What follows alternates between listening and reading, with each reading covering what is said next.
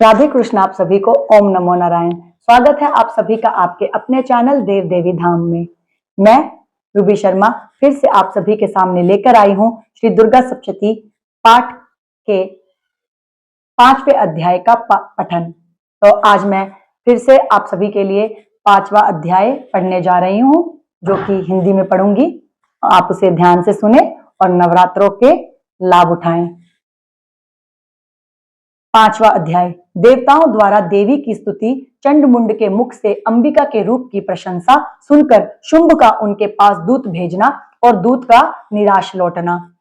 ओम। इस उत्तर चरित्र के रुद्र ऋषि हैं, महासरस्वती देवता हैं, अनुष्टुप छंद है, भीमा शक्ति है, भ्रामरी बीज है, सूर्य तत्व है और सामवेद स्वरूप है। महासरस्वती की प्रसन्नता के लिए उत्तर चरित्र के पाठ में इसका विनियोग किया जाता है, जो अपने कर कमलों में घंटा, शूल, हल, शंख, मूसल, चक्र, धनुष और बाण धारण करती है। शरद ऋतु के शोभा संपन्न चंद्रमा के समान जिनकी मनोहर कांति है, जो तीनों लोकों की आधारभूता और शुंभ आदि दैत्यों का नाश करने वाली हैं, तथा गौरी के शरीर से जिनका प्राकट्य हुआ है, उन महासरस्वती देवी को मैं निरंतर भजन करता हूं। ऋषि कहते हैं, पूर्व काल में शुंभ और निशुंभ नाम के असुर अपने बल के घमंड में आकर शचीपति इंद्र के हाथ से तीनों लोकों का राज्य और यज्ञ भाग छीन लिए।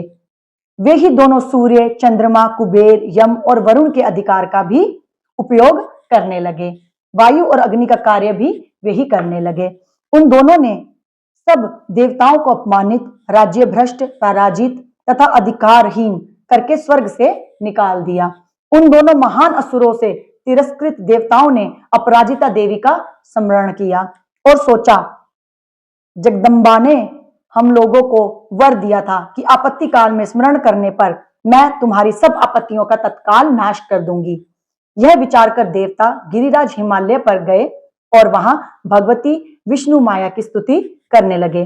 देवता बोले, देवी को नमस्कार है, महादेवी शिवा को सर्वदा नमस्कार है, प्रकृति एवं भद्रा को प्रणाम है।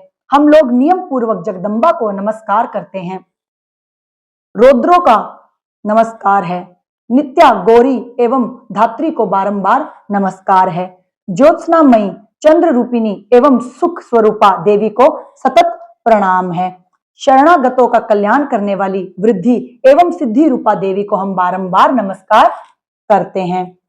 राक्षसों की लक्ष्मी, राजाओं की लक्ष्मी तथा शर्वाणी शिव पत्नी स्वरूपा आप जगदम्बा को बार बार नमस्कार है। दुर्गा, दुर्गपारा, दुर्गम संकट से पार उतारने वाली, सारा, सबकी सारभूता, सर्वकारिणी, खयाती, कृष्णा और धूम्रा देवी को सर्वदा नमस्कार है। अत्यंत सौम्य तथा अत्यंत रौद्र रूपा देवी को हम नमस्कार करते हैं और उन्हें हमारा बारंबार प्रणाम है। जगत की आधारभूता कृति देवी को बारंबार नमस्कार है। जो देवी सब प्राणियों में विष्णु माया के नाम से ही कही जाती हैं, उनको नमस्कार, उनको नमस्कार, उनको बारंबार नमस्कार है। जो देवी सब प्राणियों में चेतना कहलाती है, उनको नमस्कार है, उनको नमस्कार, उनको बारंबार नमस्कार है। जो देवी सब प्राणियों में बुद्धि रूप से स्थित है, उनको नमस्कार, उनको नमस्कार, उनको बारंबार नमस्कार है। जो देवी सब प्राणियों में निद्रा रूप से स्थित है, उनको नमस्कार, उनको नमस्कार, उनको बारंबार नमस्कार है। जो देवी सब प्राणियों में शुद्धा रूप से स्थित है, उनको नमस्कार, उनको नमस्कार, उनको बारंबार नमस्कार है। जो देवी सब प्राणियों में छाया रूप से स्थित है, उनको नमस्कार, उनको नमस्कार, उनको बारंबार नमस्कार है। जो देवी सब प्राणियों में शक्ति रूप से स्थित हैं, उनको नमस्कार, उनको नमस्कार, उनको बारंबार नमस्कार है। जो देवी सब प्राणियों में तृष्णा रूप से स्थित हैं, उनको नमस्कार, उनको नमस्कार, उनको बारंबार नमस्कार है। जो देवी सब प्राणियों में शांति, क्षमा रूप से स्थित हैं, उनको नमस्कार, उनको नमस्कार, उनको बारंबार नमस्कार है। जो देवी सब प्राणियों में जाति रूप से स्थित हैं, उनको नमस्कार, उनको नमस्कार, उनको बारंबार नमस्कार है। जो देवी सब प्राणियों में लज्जा रूप से स्थित हैं, उनको नमस्कार, उनको नमस्कार, उनको बारंबार नमस्कार है। जो देवी सब प्राणियों में शांति रूप से स्थित हैं, उनको नमस्कार, उनको नमस्कार, उनको बारंबार नमस्कार है। जो देवी सब प्राणियों में श्रद्धा रूप से स्थित हैं, उनको नमस्कार, उनको नमस्कार, उनको बारंबार नमस्कार है। जो देवी सब प्राणियों में कांति रूप से स्थित है, उनको नमस्कार, उनको नमस्कार, उनको बारंबार नमस्कार है। जो देवी सब प्राणियों में लक्ष्मी रूप से स्थित है, उनको नमस्कार, उनको नमस्कार, उनको बारंबार नमस्कार है। जो देवी सब प्राणियों में वृत्ति रूप से स्थित है, उनको नमस्कार, उनको नमस्कार, उनको बारंबार नमस्कार है। जो देवी सब प्राणियों में समृद्धि रूप से स्थित है, उनको नमस्कार, उनको नमस्कार, उनको बारंबार नमस्कार है। जो देवी सब प्राणियों में दया रूप से स्थित है, उनको नमस्कार, उनको नमस्कार, उनको बारंबार नमस्कार है। जो देवी सब प्राणियों में तुष्टि रूप से स्थित है, उनको नमस्कार, उनको नमस्कार, उनको बारंबार नमस्कार है। जो देवी सब प्राणियों में दया रूप से स्थित है, उनको नमस्कार, उनको नमस्कार, उनको बारंबार नमस्कार है।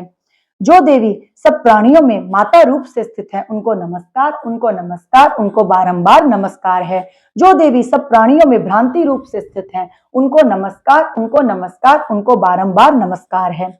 जो जीवों के इंद्रिय वर्ग की अधिष्ठात्री देवी एवं सब प्राणियों में सदा व्याप्त रहने वाली हैं, उन व्याप्ति देवी को बारंबार नमस्कार है। जो देवी चैतन्य रूप से इस संपूर्ण जगत को व्याप्त करके स्थित है, उनको नमस्कार, उनको नमस्कार, उनको बारंबार नमस्कार है। पूर्व काल में अपने अभिष्ट की प्राप्ति होने से देवताओं ने जिनकी स्तुति की तथा देवराज इंद्र बहुत दिनों तक जिनका सेवन किया, वह कल्याण की साधन भूता ईश्वरी हमारा कल्याण और मंगल करे तथा सारी आपत्तियों का नाश कर डाले। उद्दंड दैत्य से सताए हुए हम सभी देवता जिन परमेश्वरी को इस समय नमस्कार करते हैं तथा जो भक्ति से विनम्र पुरुषों द्वारा स्मरण की जाने पर तत्काल ही संपूर्ण विपत्तियों का नाश कर देती हैं, वे जगदम्बा हमारा संकट दूर करें। ऋषि कहते हैं, राजन, इस प्रकार जब देवता स्तुति कर रहे थे, उस समय पार्वती देवी गंगा जी के जल में स्नान करने के लिए वहां आई। उस सुंदर बोहों वाली भगवती ने देवताओं से पूछा, आप लोग यहाँ किसकी स्तुति करते हैं? तब उन्हीं के शरीर कोश से प्रकट हुई शिवा देवी बोली, शुंभ दैत्य से तिरस्कृत और युद्ध में निशुंभ से पराजित हो यहाँ एकत्रित हुए ये समस्त देवता यह मेरी ही स्तुति कर रहे हैं। पार्वती जी के शरीर कोश से अंबिका का प्रादुर्भाव हुआ था, इसलिए वे समस्त लोकों में कौशिकी कही जाती हैं।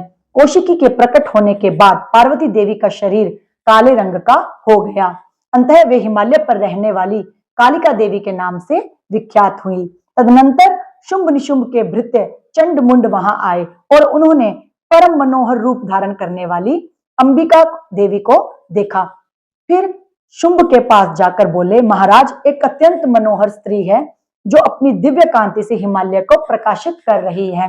वैसा उत्तम रूप कहीं किसी ने भी नहीं देखा होगा। असुरेश्वर, पता लगाइए वह देवी कौन है और उसे ले लीजिए। स्त्रियों में तो वह रत्न है, उसका प्रत्येक अंग बहुत ही सुंदर है तथा वह अपने श्री अंगों की प्रभा से संपूर्ण दिशाओं में प्रकाश फैला रही है। दैत्यराज, अभी वह हिमालय पर ही मौजूद है, आप उसे देख सकते हैं। प्रभो, तीनों लोकों में मणि, हाथी और घोड़े आदि जितने भी रत्न हैं, वे सब इस समय आपके घर में शोभा पाते हैं। हाथियों में रत्नभूत ऐरावत, यह पारिजात का वृक्ष और यह ऊंचे श्वरा घोड़ा, यह सब आपने इंद्र से ले लिया है। हंसों से जुता हुआ यह विमान भी आपके आंगन में शोभा पाता है। यह रत्नभूत अद्भुत विमान जो पहले ब्रह्मा जी के पास था, अब आपके यहाँ लाया गया है। यह महापद्म नामक निधि आप कुबेर से छीन लाए हैं। समुद्र ने भी आपको किंजलकिनी नाम की माला भेंट की है जो केसरों से सुशोभित है और जिसके कमल कभी कुम्हलाते नहीं हैं। सुवर्ण की वर्षा करने वाला वरुण का छत्र भी आपके घर में शोभा पाता है तथा यह श्रेष्ठ रथ जो पहले प्रजापति के अधिकार में था, सब आपके पास मौजूद है। दैत्येश्वर, मृत्यु की उत्क्रांतिदा नाम वाली शक्ति भी आपने छीन ली है तथा वरुण का पाश और समुद्र में होने वाले सब प्रकार के रत्न आपके भाई निशुंभ के अधिकार में है। अग्नि ने भी स्वतः शुद्ध किए हुए 2 वस्त्र आपकी सेवा में अर्पित किए हैं। दैत्यराज, इस प्रकार सभी रत्न आपने एकत्र कर लिए हैं, फिर जो यह स्त्रियों में रत्न रूप कल्याणमयी देवी हैं, इसे आप क्यों नहीं अपने अधिकार में ले लेते? ऋषि कहते हैं, चंडमुंड का यह वचन सुनकर शुंभ ने महादैत्य सुग्रीव को दूत बनाकर देवी के पास भेजा और कहा, तुम मेरी आज्ञा से उसके सामने ये बातें कहना और ऐसा उपाय करना जिससे प्रसन्न होकर वह शीघ्र ही यहाँ आ जाए। वह दूत पर्वत के अत्यंत रमणीय प्रदेश में जहां देवी मौजूद थी गया और मधुर वाणी में कोमल वचन बोला। दूत बोला, देवी, दैत्यराज शुंभ इस समय तीनों लोकों के परमेश्वर हैं। मैं उन्हीं का भेजा हुआ दूत हूं और यहाँ तुम्हारे ही पास आया हूं। उनकी आज्ञा सदा सब देवता एक स्वर से मानते हैं, कोई उसका उल्लंघन नहीं कर सकता। वे संपूर्ण देवताओं को परास्त कर चुके हैं। उन्होंने तुम्हारे लिए जो संदेश दिया है उसे सुनो। संपूर्ण त्रिलोकी मेरे अधिकार में है, देवता भी मेरी आज्ञा के अधीन चलते हैं। संपूर्ण यज्ञों के भागों को मैं ही पृथक पृथक भोगता हूँ। तीनों लोकों में जितने श्रेष्ठ रत्न हैं वे सब मेरे अधिकार में हैं। देवराज इंद्र का वाहन ऐरावत, जो हाथियों में रत्न के समान है, मैंने छीन लिया है। क्षीर सागर का मंथन करने से जो अश्वरत्न उच्चेश्वरवा प्रकट हुआ था, उसे देवताओं ने मेरे पैरों पर पकड़कर समर्पित किया है। सुंदरी, उनके सिवा और भी जितने रत्नभूत पदार्थ देवताओं, गंधर्वों और नागों के पास थे, वे सब मेरे ही पास आ गए हैं। देवी, हम लोग तुम्हें संसार की स्त्रियों में रत्न मानते हैं, अंततः तुम हमारे पास आ जाओ, क्योंकि रत्नों का उपभोग करने वाले हम ही हैं। चंचल कटाक्षों वाली सुंदरी, तुम मेरी या मेरे भाई महापराक्रमी निशुंभ की सेवा में आ जाओ, क्योंकि तुम रत्न स्वरूपा हो। मेरा वर्ण करने से तुम्हें तुलना रहित महान ऐश्वर्य की प्राप्ति होगी। अपनी बुद्धि से यह विचार कर तुम मेरी पत्नी बन जाओ। ऋषि कहते हैं, दूतों के यो कहने पर कल्याणमयी भगवती दुर्गा देवी, जो इस जगत को धारण करती हैं, मन ही मन गंभीर भाव से मुस्कुराई और इस प्रकार बोली। देवी ने कहा, दूत, तुमने सत्य कहा है, इसमें तनिक भी मिथ्या नहीं है। शुंभ तीनों लोकों का स्वामी है और निशुंभ भी उसी के समान पराक्रमी है, किंतु इस विषय में मैंने जो प्रतिज्ञा कर ली है उसे मिथ्या कैसे करूं? मैंने अपनी अल्प बुद्धि के कारण पहले से जो प्रतिज्ञा कर रखी है उसे सुनो। जो मुझे संग्राम में जीत लेगा, जो मेरे अभिमान को चूर्ण कर देगा तथा संसार में जो मेरे समान बलवान होगा, वही मेरा स्वामी होगा। इसलिए शुंभ अथवा महादैत्य निशुंभ स्वयं ही यहाँ पधारे और मुझे जीतकर शीघ्र ही मेरा पाणी ग्रहण कर लें। इसमें विलंब की क्या आवश्यकता है? दूत बोला, देवी, तुम घमंड में भरी हो, मेरे सामने ऐसी बातें ना करो। तीनों लोकों में कौन ऐसा पुरुष है जो शुंभ निशुंभ के सामने खड़ा हो सके? देवी, अन्य दैत्यों के सामने भी सारे देवता युद्ध में नहीं ठहर सकते, फिर तुम अकेली स्त्री होकर कैसे ठहर सकती हो? जिन शुंभ आदि दैत्यों के सामने इंद्र आदि सब देवता भी युद्ध में खड़े नहीं हुए, उनके सामने तुम स्त्री होकर कैसे जाओगी? इसलिए तुम मेरे ही कहने से शुंभ निशुंभ के पास चली चलो। ऐसा करने से तुम्हारे गौरव की रक्षा होगी, अन्यथा जब वे केश पकड़कर घसीटेंगे तब तुम्हें अपनी प्रतिष्ठा खोकर जाना पड़ेगा। देवी ने कहा, तुम्हारा कहना ठीक है, शुंभ बलवान है और निशुंभ भी बड़े पराक्रमी हैं, किंतु क्या करूं? मैंने पहले बिना सोचे समझे प्रतिज्ञा कर ली है। अंतः अब तुम जाओ, मैंने तुमसे जो कुछ कहा है वह सब दैत्यराज से आदर पूर्वक कहना, फिर वे जो उचित जान पड़े करें। इस प्रकार श्री मार्कंडेय पुराण में सावर्णिक मनवंतर की कथा के अंतर्गत देवी महात्म्य में देवी दूत संवाद नामक 5वां अध्याय पूरा हुआ। तो आज के लिए इतना ही। आज हमने श्री दुर्गा सप्तशती के 5वें अध्याय का पठन किया है। तो इसी तरह से हमारे चैनल से जुड़े रहिएगा और आगे और भी अध्यायों को सुनिएगा। धन्यवाद। ओम नमो नारायण। राधे कृष्ण।